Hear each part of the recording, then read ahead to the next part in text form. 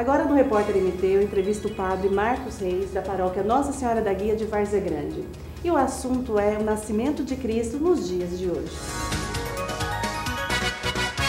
Padre Marcos, o Natal, o nascimento de Cristo, para os cristãos, é a data entre as mais importantes, né, do ano, da vida de alguém, né? Pensar que neste período de dezembro significa o nascimento de Cristo. É possível fazer Cristo renascer na gente todos os dias, todos os anos? Como fazer isso? Com certeza, celebrar o tempo do Natal é a gente reconhecer de que Deus utilizou de nossa humanidade, através da Virgem Maria, para se encarnar em nós.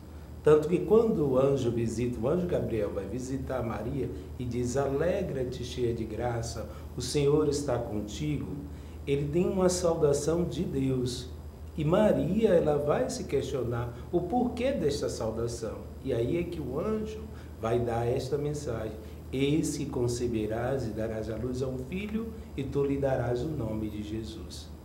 E aí vai manter um diálogo bonito com Maria, no sentido de que Deus, que fez uma promessa aos nossos pais, que era o Deus de Abraão, o Deus de Isaac e o Deus de Jacó, cumpre-se esta missão no reinado de Davi, que José é descendente, para se encarnar em nossa humanidade. Então o Natal, ele se tornou um tempo de uma renovação espiritual, pessoal, para verdadeiramente o encontro com o Senhor.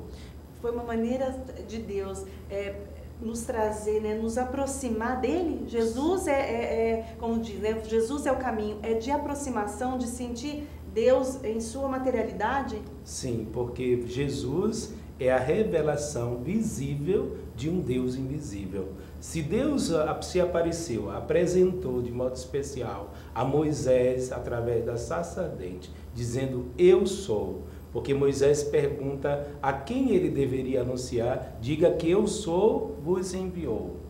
Agora Jesus, ele encarna-se na nossa humanidade no ventre de Maria, para que esse Deus, igual ele vai dizer: eu sou o caminho, a verdade e a vida, eu sou o pão vivo descido dos céus. Então, que esse Deus se encarne em nossa humanidade para dizer que Deus está conosco. Por isso o nome dele é Emanuel. Deus está conosco. O cristianismo é a maior religião do mundo, né? Somos 7 bilhões no mundo, 2 bilhões de cristãos. E uma história, né? A vinda de Cristo já há mais de 2000 anos. Padre, o que faz ela ser tão atual e alcançar o mundo? Porque ele é filho de Deus, mas como a história desse homem que veio, ela se mantém tão presente, foi pela tradição oral, uma pessoa contando pela outra, foi a força dos milagres de Cristo, porque o reconhecimento das outras denominações, de outras crenças também, como aquele homem que era admirado. O que foi que fez com que Cristo fosse assim tão propagado? Na verdade, a humanidade já esperava a vinda desse Messias. Tanto que antes de Jesus, muitos outros já haviam se apresentado como o Salvador, como o Messias, mas eram falsos. A diferença de Jesus era que Jesus, ele conseguia olhar nas pessoas. E ao olhar, as pessoas reconheciam que de fato ele tinha algo diferente no ensinar, no ter compaixão. Lembre-se de Maria Madalena, quando vai ser apedrejada. Jesus olha nos seus olhos. Para mim, das passagens mais bonitas. Isso. Jesus, quando tem um relacionamento com aquelas pessoas que estão ali para condenar, ele começa arriscando, e alguns textos e alguns teólogos dizem que ele estava contando os pecados de todos aqueles. Por isso que ele diz: aquele que não tiver pecado, atire a primeira pedra. Depois, quando Jesus está ali perto da piscina de Siloé, né, que encontra alguns que estavam ali, que não conseguiam entrar na piscina, porque ao meio-dia as águas, o anjo de Deus passava, a água se movimentava, quem entrasse primeiro era curado. E Jesus vai perguntar por que ele não foi curado, porque justamente não tinha quem ajudasse. Quando ele ia se arrastando para entrar na piscina, outros já tinham entrado. Então Jesus mantém um diálogo, e esse diálogo encantava as pessoas, e as pessoas nesse diálogo iam se conduzindo e se aproximando mais de Deus. Portanto, as pessoas já viam em Jesus o próprio Deus pela compaixão, pelo amor, pela misericórdia, por dar esperança às pessoas. Então, esse é um Jesus diferente. Não está tão preso só no pecado, no apontar os nossos erros, porque a humanidade vive hoje um mundo onde tudo é pecado, onde tudo lhe leva um caminho mau. Jesus, ele veio não para apontar os nossos pecados, mas para nos mostrar qual o caminho que nós deveríamos seguir. Esse é o diferencial. É a valorização do amor de Deus mais do que os nossos erros. Isso. Essa valorização de você olhar, sim, se eu errei as minhas faltas, mas eu preciso encontrar aquele que deve ser o sentido para a minha vida. E esse que deve dar o sentido é Cristo. Por isso que se nós olharmos a história da salvação, nós vamos ter profetas, vamos ter juízes, juízas, pessoas que experimentaram de Deus. Até o momento que Deus, como diz em Isaías, manda seu próprio Filho para se encarnar em nossa humanidade, para dizer que Ele está conosco. Mesmo assim, nós pegamos Ele, batemos, cuspimos, coroamos com coroa de espinhos e crucificamos. Mas Deus o ressuscitou para nos dizer que mesmo em meio às nossas fraquezas humanas, o Senhor nos remiu na cruz para nos dar vida nova. Padre, diante de tantas, a gente, de site de notícias, a gente vê tantas notícias trágicas, dolorosas, de violência extrema, continuamos a crucificar Cristo? Sim, com certeza. Mas assim, crucificamos Cristo nas pessoas, porque quando a gente olhar, se a gente olhar para dentro de nós mesmos e perceber, não conseguir perceber no outro o semblante, a imagem de Cristo, nós estamos perdendo a nossa humanidade. Quando a gente vê esses meios tanto de violência, seja em casa, familiar, social, é porque o mundo está deixando de amar. Primeiro amar a si e aos outros que estão ao seu lado. Por isso que a gente celebrar esse tempo do Natal é a gente primeiro pedir perdão a Deus pelas nossas fraquezas diárias, mas ao mesmo tempo a nossa fraqueza humanitária, social, política, aquilo que muitas vezes nós não pensamos em favor de toda a humanidade, pensamos só nos nossos próprios interesses. Por isso que Natal é conversão, Natal é mudança de vida, Natal é a gente olhar para o presépio e ver um menino frágil, deitado numa manjedoura, que a gente diz tão bonito que na verdade era um coxo de dar comida para o animal. Hoje uma mãe, quando recebe a notícia que está grávida, ela vai pensar todo no chá de bebê, né? Arrumar um enxoval por inteiro. Não, Maria não teve essa possibilidade, mas ela deu o que tinha de melhor. E quando a gente olha nessa manjedoura um menino real, a gente tem a certeza de que hoje quantas pessoas são desprovidas também deste caminho. Os pais, eles fazem o possível para dar o que é necessário aos seus filhos, mas nessa desigualdade faz com que muitas vezes um se sinta mais angustiado, injustiçado, e por isso os índices de violência eles vêm crescendo. Porque como é que um jovem de 12 anos que nasceu numa classe média alta pode ter um iPhone X e na classe média também pode ter com muita dificuldade, e vamos dizer aquele que está abaixo da renda não pode ter, mas ele tem um sonho. Se ele não conseguir realizar esse sonho, ele vai entrar num caminho contrário que é a vontade de Deus, e aí vai levar para esse mundo das drogas, a violência, porque ele não teve a oportunidade de ter condições de vida melhor. Então, toda a questão de política, de um país, de um Estado, Estado, quando eu digo instituição, Estado, toda a política, toda a economia, toda a justiça social, ela está associada aos valores cristãos. Ser cristão é ser solidário, é pensar num mundo mais justo, com igualdade de possibilidades. Com certeza. Fora disso, a hipocrisia. Fora disso, a hipocrisia. Principalmente assim, o Natal. Muitas vezes nós vivemos muito Natal comercial, de que tem que ter o champanhe, tem que ter o panetone, mesas fartas, é o dia de a gente comer um bacalhau e apresenta tudo que é comida. Agora pare para olhar aquela família desprovida. Eu gosto muito de olhar o tempo em que Betinho fez aquela campanha Fome Zero. Eu era recém-ordenado, estava no Nordeste, onde praticamente 70% da população da comunidade que eu trabalhava vivia à margem da pobreza, onde a pastoral da criança ia fazer a pesagem e fazia a multimistura, utilizava a casca da banana da terra para fazer o bife, para poder alimentar aquelas crianças. Não é justo que uma parcela da população não tenha nada para se alimentar, enquanto muitas vezes no lixo do dia seguinte da noite de Natal seja despejado tantos, que muitos, se tivessem uma partilha verdadeira, poderiam estar se alimentando. Então, esse Natal não é Natal cristão, é um Natal onde a gente só pensa em comer e beber, como dizia a primeira leitura do tempo do Advento de Isaías, né? Cuidado para que a gula, a bebedeira não tome conta de vossas vidas, porque o verdadeiro sentido do Natal é quando a gente pode se reunir em torno da mesa do encontro, primeiro para render graças a Deus por um Senhor que desceu em nossa humanidade, assim como na Páscoa, que celebramos uma passagem de vida nova, mas rendemos graças por um Deus que se encarnou em nossa humanidade para dizer que todos nós somos especiais, que todos nós somos amados por Deus, pobres, brancos, negros, índios e etc.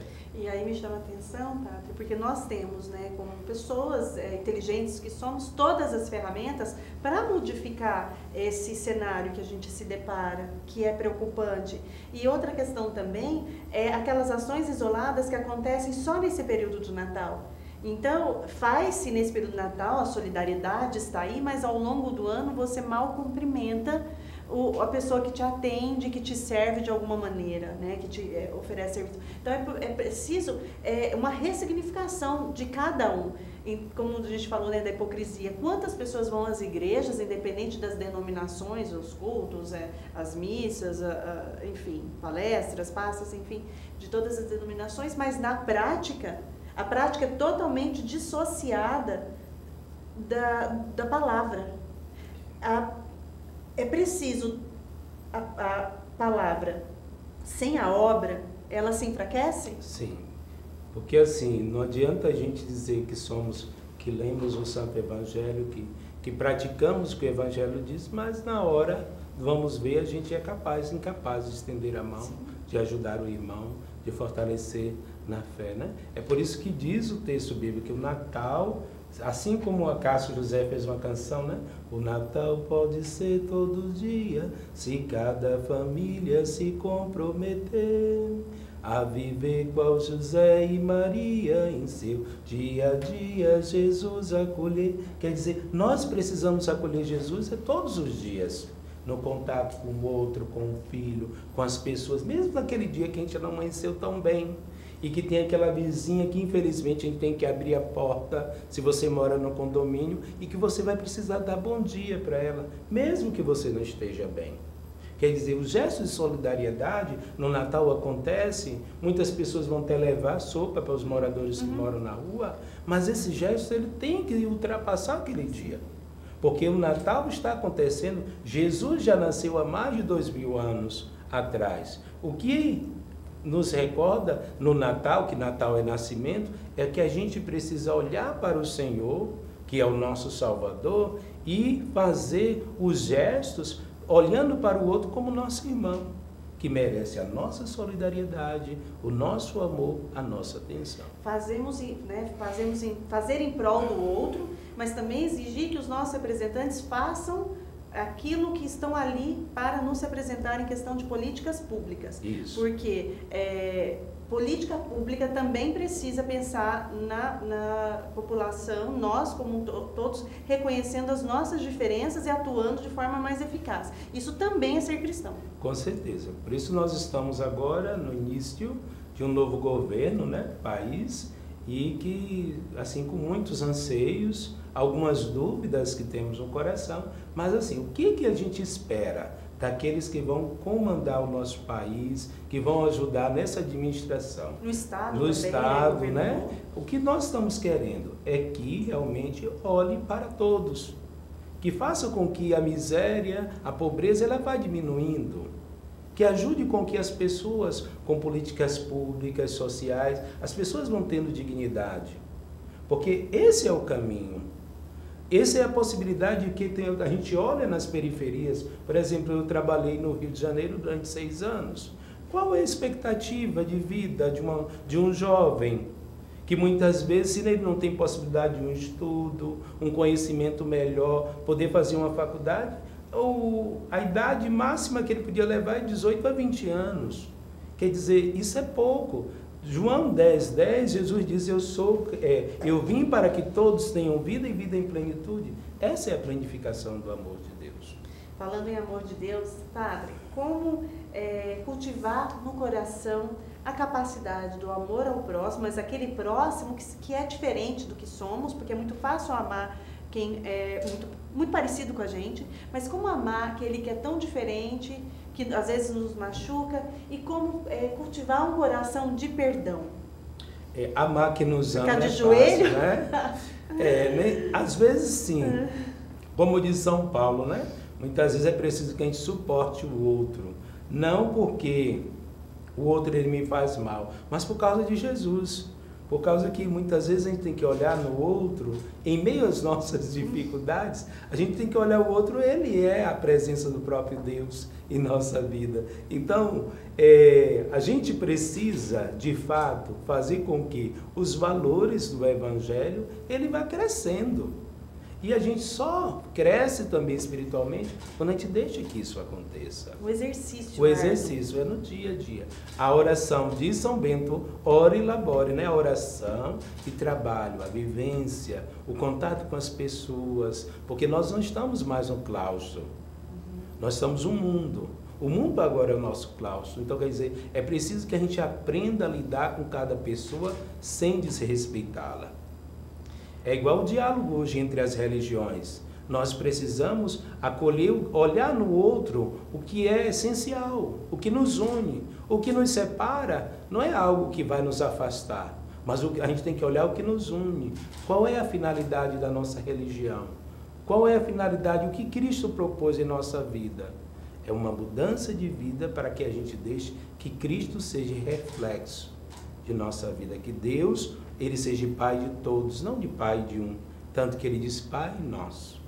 Então, nós todos, toda a humanidade, somos filhos de um único Deus, que quer que todos nós sejamos filhos e adoremos ele em espírito e verdade. Padre, a gente vai chegando pela entrevista, mas não posso deixar de mencionar e fazer um convite para quem está nos assistindo, que em Várzea Grande, né, a Igreja Nossa Senhora do Carmo realiza a festa de Réveillon, de Ano Novo, e eu gostaria que o senhor falasse um pouquinho. Os os convites estão sendo vendidos, teremos música, o que terá nesse Réveillon de tão especial na Paróquia Nossa Senhora do Carmo, que é ali no CEPAC. O CEPAC tem esse nome em homenagem ao Padre Aldaci, né? Isso, quem é de Várzea Grande sabe de quem estou falando, que era um ser humano realmente extraordinário. É um grande missionário, Padre Aldaci. Eu tive aqui em 1995, né? Eu estava entrando no seminário, nós viemos para o encontro dos seminaristas saletinos, que nós fomos até no Mato Grosso. Eu tive a oportunidade de ficar lá vizinho à igreja na casa da Dona Margarida.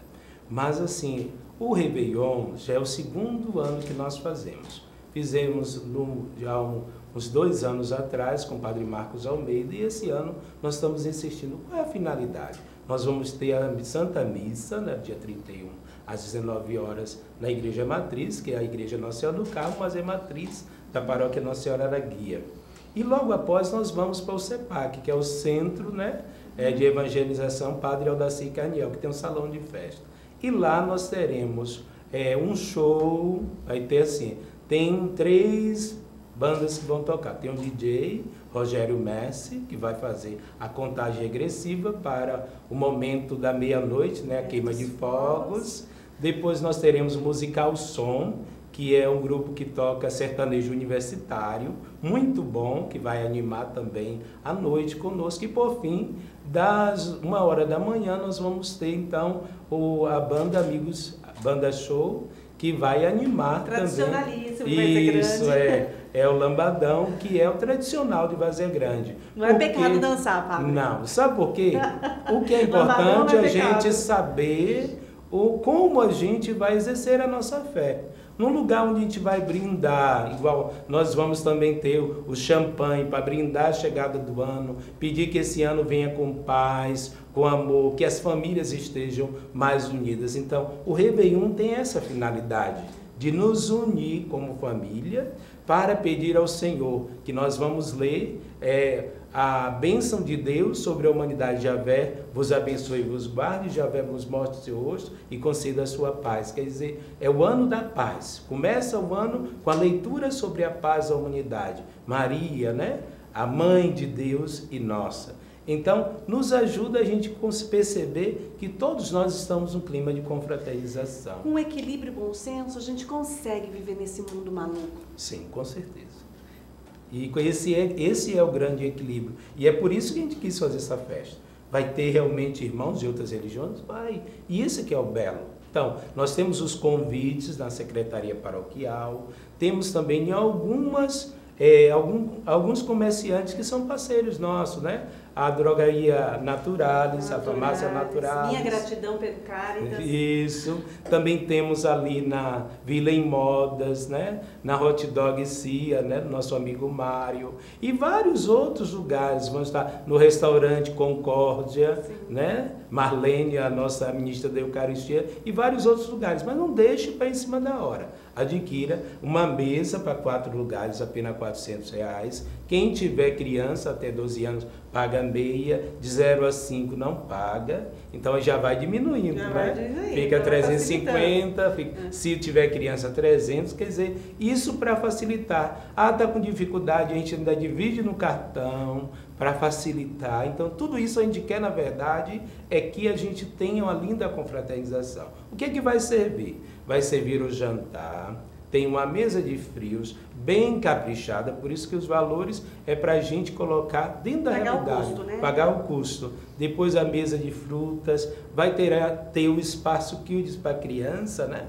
Brincar, ficar bem à vontade. Nós escolhemos brinquedos realmente de primeira qualidade para poder os pais ficarem bem à vontade. Eu amo festa de igreja, eu falo, a comida mais gostosa que tem é feita com coração e com pé de festa de igreja. Então, na verdade, assim, a finalidade é a gente comemorar, agradecer a Deus esse ano que está chegando ao fim e pedindo as suas bênçãos. E a dança, a alegria da festa é o lugar do encontro de Deus. Veja bodas de Caná, né? O casamento.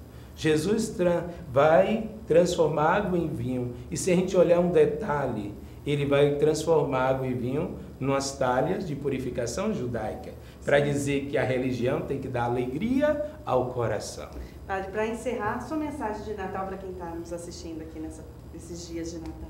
Eu quero desejar a todos, né, que esse Senhor que se encarnou em nossa humanidade no ventre de Maria possa derramar a todos a sua bênção. Acima de tudo, aquelas pessoas que estão enfermas, para que acredite que Jesus conceda a cura, né, das suas enfermidades espirituais e materiais. E que essa própria bênção, eu acho, Ana, eu vou concluir com uma bênção, possa planificar a certeza de que o Senhor continua te abençoando, não importa a religião a qual você faça parte. O importante é que Deus é Deus de todos os povos. Que o Deus de Abraão, o Deus de Isaac, o Deus de Jacó e agora Jesus Cristo, nosso Senhor, que se encarnou em nossa humanidade, Ele possa conceder a sua bênção e planificar para sempre. Em nome do Pai, do Filho e do Espírito Santo. Amém. Padre Marcos Reis, o entrevistado de hoje.